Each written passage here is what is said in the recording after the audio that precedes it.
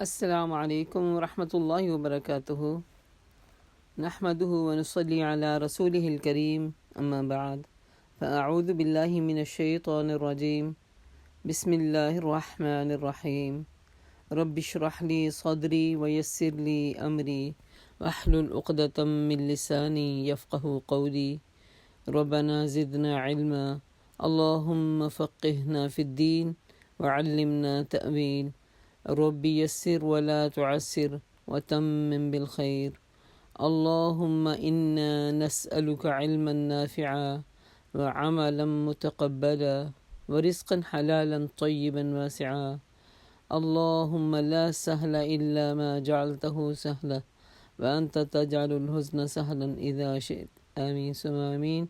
سب کو ویلکم کرتی ہوں اس دعا کے ساتھ کہ اہلا و سہلا و مرحبا، یا ربنا دے ہم سب کو اہل القرآن و اہل التقوی و مغفرہ، الہی آمین۔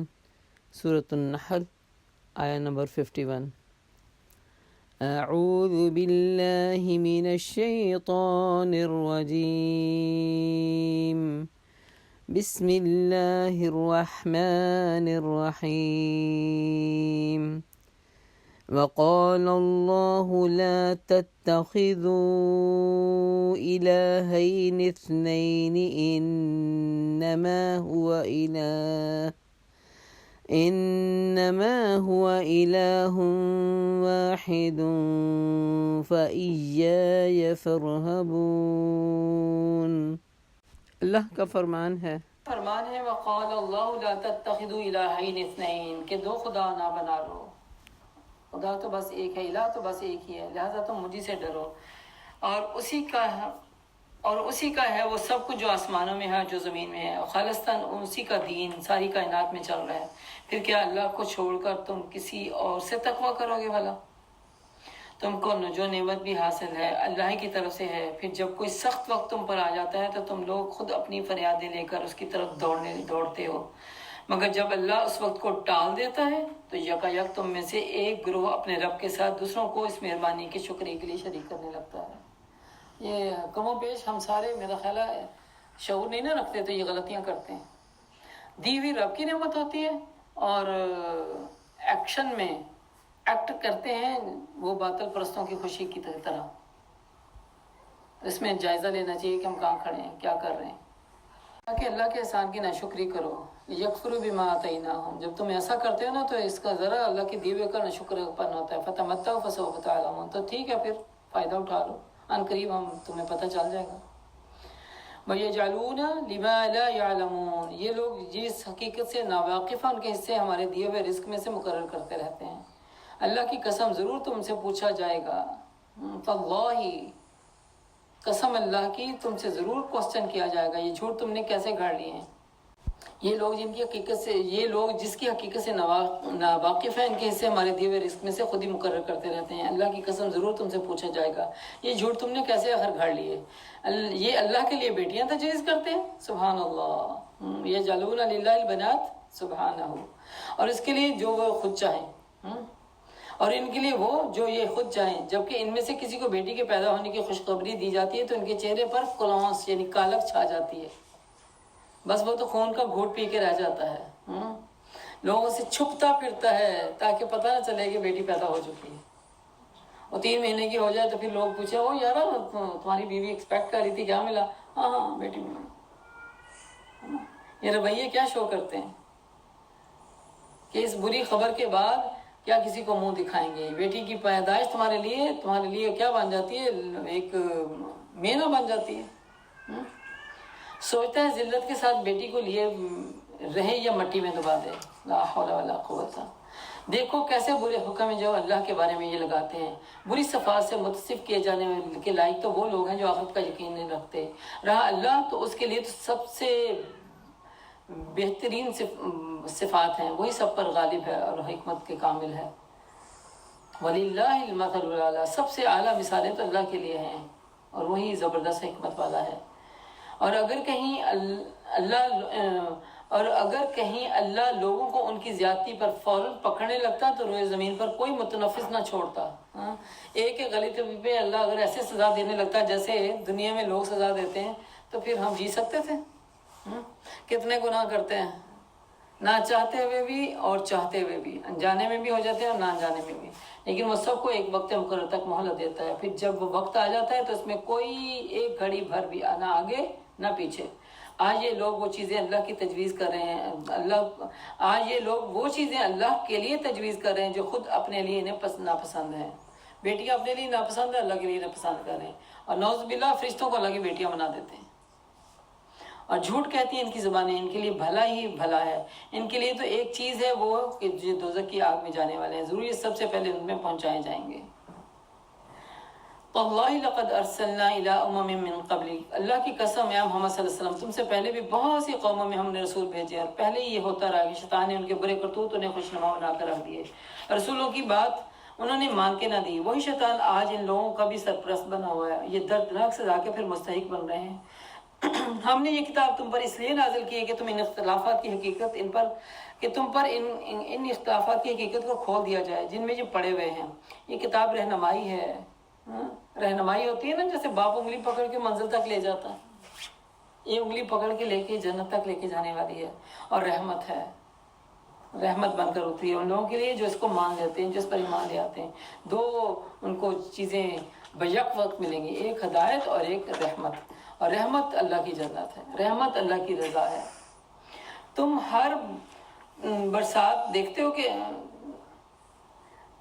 اللہ نے آسمان سے پانی برسایا، یعنی ہر برسات میں تم یہ غور کرتے ہو کہ جب آسمان سے اللہ پانی برسایا اور یکا وہ مردہ پڑی ہوئی زمین میں اس کی بدولت جان ڈال دی. پھر یقیناً اس میں ایک نشانی ہے. یہ پانی پھر اگر اپنے سے متصل کرے تو یہ ہم جہالت کی زندگی میں مردہ کی طرح پڑے ہوئے تھے، اللہ کے نور کی برسات ہم پہ پڑی تو الحمدللہ وہ دل کھلنے لگا. سننے والوں کے لیے بڑی نشانیاں ہیں. اور تمہارے مویشیوں میں بھی ایک سبق ہے. وَإِنَّ لَكُمْ فِي الْأَنْعَامِ لَعِبْرَةً، ان کے پیٹ سے گوبر اور خون کے درمیان ہم ایک تمہیں چیز پلاتے ہیں جس کو خالص دودھ کہا جاتا ہے. سبحان اللہ، پینے والوں کے لیے بڑا ہی خوشگوار ہے. کیسی لذت اور تاثیر رکھی ہے دودھ میں، سبحان اللہ. اور کہاں سے نکلتا ہے؟ دو گندی چیزوں کے درمیان سے، گوبر اور خون. اس سے کیا پتہ چلتا ہے؟ اگر ماحول اس کو خراب نہیں کر سکتا، اتنا وہ خالص رہتا ہے، تو ہم ماحول کا بہانہ بنا کے کیوں خراب ہوتے ہیں؟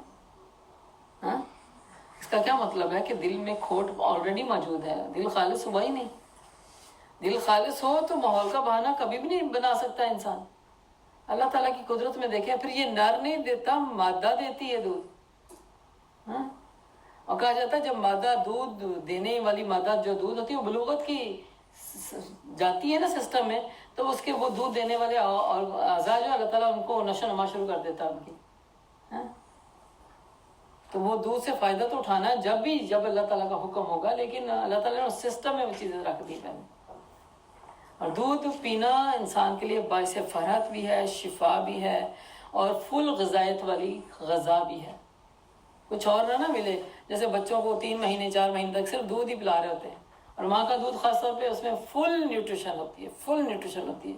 ماں کے دودھ کے ایکول کوئی دودھ ہو ہی نہیں سکتا. جتنا بھی یہ سائنس اس میں اپنی وہ ڈال کے نیوٹریشن مکمل کر لیں، وہ صحت والا دودھ وہ بنتا ہی نہیں ہے. ٹھیک ہے مجبوریوں میں گزارا تو ہو جاتا ہے، لیکن ان فیوچر جا کے پتہ چلتا ہے بچوں میں وہ کتنی وہ جو کہتے ہیں نا نیوٹریشن کی کمی رہ گئی ہے، ان کا امیون سسٹم کتنا ویک ہے، تو ان کے اندر اور بہت ساری قوتیں کمزور رہ جاتی ہیں. تو دودھ اگر دنیا میں پینا اتنا فرق بخش ہے تو خواب میں اگر دودھ پیتے ہوئے دیکھے تو بہت خوش آئند خواب ہے یہ. سبحان اللہ. اور دودھ پینے کی دعا بھی ہے. کیا ہے کہ اللہم بارک لنا فی وزدنا فی ہے، کہ اللہ تعالیٰ تیرا تو برکت دے دے اس میں، اور اس کو اور بہتر کر دے، اس کو مزید عطا کر. تو خوشگوار ہے. اور اس طرح کھجوروں کے درخت انگوروں کے بیلوں میں سے ہم ایک چیز تمہیں پلاتے ہیں جس کو تم نشہ بھی بنا لیتے ہو، اور وہ پاک رزق ہے. وہ کس کی بات آنے والی ہے اب ذرا دیکھیں آگے.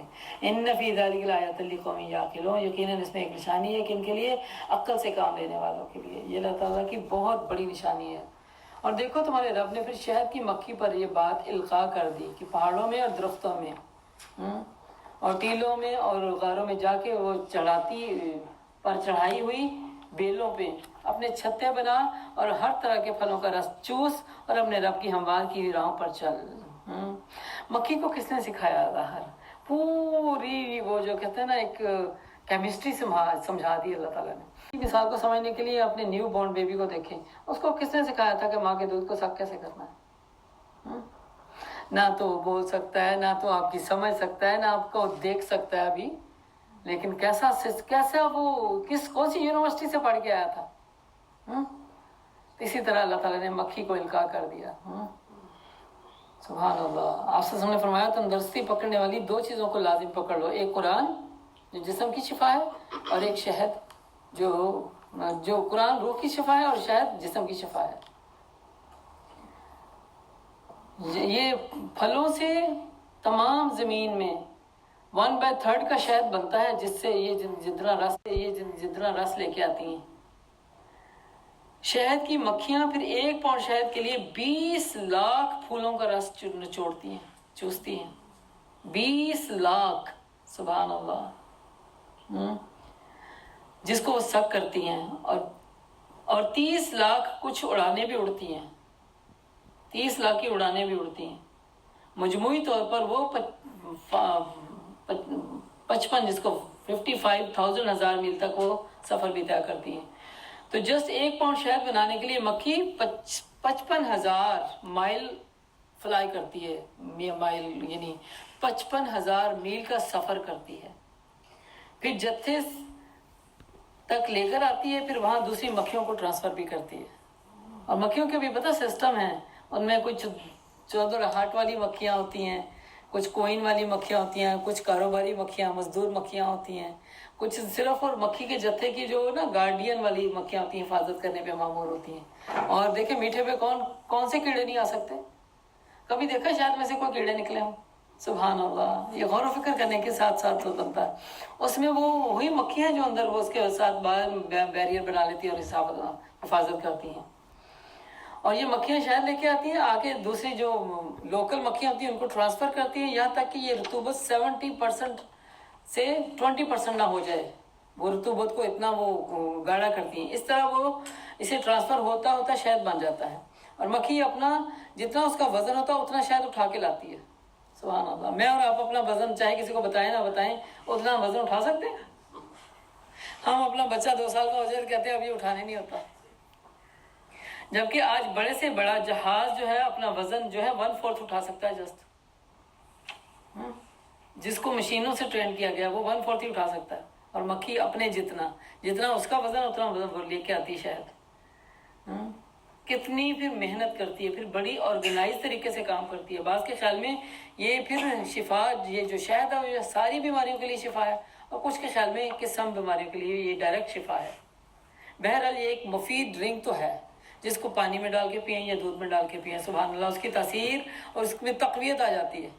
بہت زیادہ تھکاوٹ فیل ہوتی ہو نا، بہت زیادہ انرجی میں لو لیول فیل ہوتا ہو، تو آپ رات کو سونے سے پہلے 1 کپ میں اس کو بوائل کر کے ہلکا ہنی ڈال کے اس کو سپ کر کے پی لیں، سبحان اللہ، پیراسیٹامول کھانے کی ضرورت نہیں رہے گی، اتنی اچھی مزے کی نیند بھی آئے گی، اور آپ کی جسم کو تقویت کا ذریعہ بھی بنے گی۔ آپ صلی اللہ علیہ وسلم نے فرمایا 3 چیزوں میں سے شفا ہے، ایک حجامہ کروانے میں، کپنگ جس کو کہتے ہیں، دوسرا شہد کے پینے میں، اور تیسرا آگ سے داغنے میں۔ مگر اللہ کے نبی کہتے ہیں میں نے آگ سے داغنے والوں میں تمہیں آگ سے داغنے سے منع کرتا ہوں۔ داغنا کیا ہوتا ہے؟ جب زخم بہت کھل جاتا ہے نا، تو جس کو وہ پھر خون کو بند کرنے کے لیے گرم لوہے کو گرم کر کے تو سکن پہ لگاتے ہیں، تاکہ وہ سکن جو ہے ایک دم پگھل کے جڑ جائے، اور جو خون کی سپلائی باہر آؤٹ ہو رہی تھی وہ بند ہو جائے۔ پہلے زمانے، اب تو جدید طریقے آ گئے نا اس کو بند کرنے کے، پہلے زمانوں میں اگر نہیں تھا تو یہ چیز بھی ایک شفا کا ذریعہ تھی کہ اب بہتا ہوا خون بہہ رہا ہے اور کوئی آلٹرنیٹ ہے ہی نہیں ہے، اس کو روکنا کیسے؟ تو اس طرح روک سکتے ہیں، لیکن ایک اس سے آپ صلی اللہ علیہ وسلم نے فرمایا کہ میں تمہیں منع کرتا ہوں۔ اب اس شہد میں دیکھیں پھر کتنی بڑی، اور ہم اس کے ساتھ کیا زیادتیاں کر رہے ہوتے ہیں، شہد کی چمن نکالی اور جو اس کے ساتھ شہد چپکا ہوا تھا اس کو ویسے شنک میں ڈال دیا، بجائے چاٹے ہیں۔ کتنی غلطیاں کرتے ہیں۔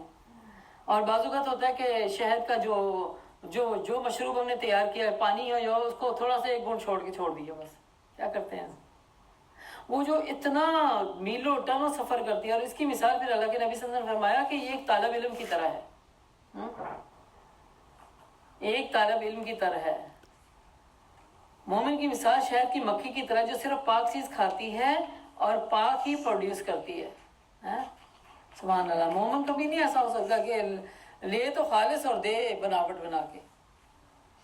اپنے لیے خالص پسند کرتا ہے ویسے تو مومن، دیتے ہوئے گھپلا کرتا ہے، لیکن وہ لیتی بھی پاک ہے اور دیتی بھی پاک ہے.